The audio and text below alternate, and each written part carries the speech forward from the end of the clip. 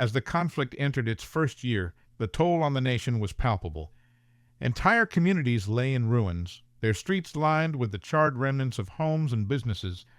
The once thriving cities now echoed with the sounds of sporadic gunfire and distant explosions. The war had scarred the land and its people, leaving a deep, unhealable wound. Key characters had emerged from the chaos, each bearing the marks of the ongoing violence. Among them were soldiers like Captain Marcus Lee, who had seen his platoon decimated in brutal urban battles, and civilians like Elena Rivera, a nurse tirelessly tending to the wounded in makeshift hospitals. Political leaders, too, bore the weight of the conflict, with Governor Alice Whitman of California struggling to maintain order in her state amidst the turmoil. The magnitude of the loss and suffering was staggering. Families torn apart, lives shattered, dreams reduced to ashes. Reflecting on the year, it was clear that the cost of this war was measured not just in lives lost, but in the hope and humanity that had been drained from the nation's soul. The military stalemate had become a grim reality. Both sides were locked in a brutal dance of trench warfare, guerrilla skirmishes, and urban battles, with neither able to gain a decisive advantage. The landscape was a patchwork of fortified positions, bombed-out buildings, and no-man's lands where any movement whatsoever meant death. In the cities, the fighting was relentless. Blocks changed hands daily, leaving a trail of destruction and civilian casualties in its wake. In the countryside, guerrilla fighters struck swiftly before melting back into the wilderness, keeping government forces on constant edge.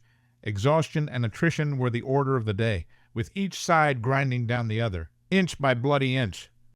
The toll on the military and civilian populations was immense. Soldiers on both sides faced harrowing conditions, while civilians caught in the crossfire suffered unimaginable hardships. Both food and medical supplies were scarce, and the relentless violence took a heavy psychological toll. The humanitarian crisis had reached epic proportions. Millions were displaced, forced to flee their homes in search of safety. Refugee camps sprang up along the borders and in safer regions, but they were overcrowded and under-resourced. The camps themselves became microcosms of the larger conflict, with tensions and violence simmering just below the surface. Makeshift hospitals struggled to keep up with the influx of the wounded. Doctors and nurses worked around the clock, often without adequate supplies or equipment. Cities and towns bore the scars of constant bombardment, their infrastructure destroyed, leaving inhabitants without access to basic necessities like clean water and electricity. International aid organizations faced monumental challenges. Logistical hurdles, security risks, and bureaucratic red tape hampered their efforts to deliver aid.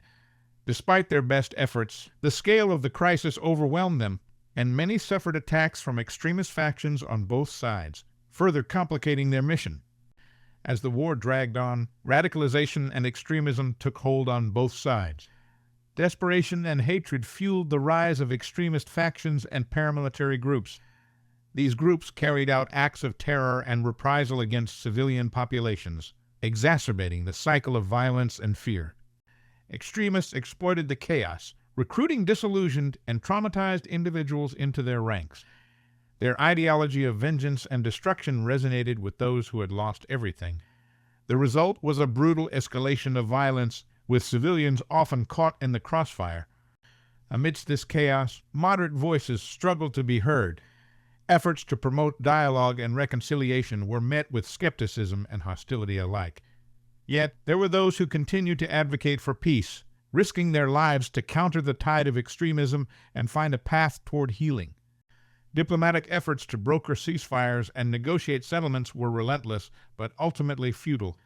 International mediators worked tirelessly, organizing peace talks and proposing ceasefires, but their efforts were consistently undermined by deep-seated mistrust and intransigence on both sides.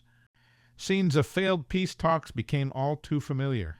Negotiators, weary and frustrated, struggled to bridge the gap between warring factions. Each attempt at dialogue seemed only to deepen the divisions, with neither side willing to compromise or lay down their arms. International mediators and peacekeepers faced mounting challenges. They operated in a volatile environment where their neutrality was constantly questioned, and their safety was far from guaranteed. Despite their best efforts, the hope for a peaceful resolution remained elusive. The physical and psychological toll of the war was immense. Individuals and communities were left grappling with the trauma of loss and violence. Stories of resilience and heroism emerged from the devastation, as ordinary people banded together to survive and resist the ravages of war. In the heart of the conflict zones, acts of kindness and solidarity provided glimmers of hope. Neighbors shared what little they had, doctors and nurses worked tirelessly despite the risks, and resistance fighters protected their communities against overwhelming odds. As the nation marked the one-year anniversary of the conflict, the stark realities of war were impossible to ignore. The fabric of society had been torn apart, and the road to recovery seemed uncertain. Yet, amidst the darkness, there remained a glimmer of hope, a determination to rebuild, to heal, and to find a way forward. The anniversary was a somber reflection on the past year, a time to mourn the losses and acknowledge the immense challenges that lay ahead. The nation stood at a crossroads, grappling with the harsh realities of war and searching for a path to peace and reconciliation.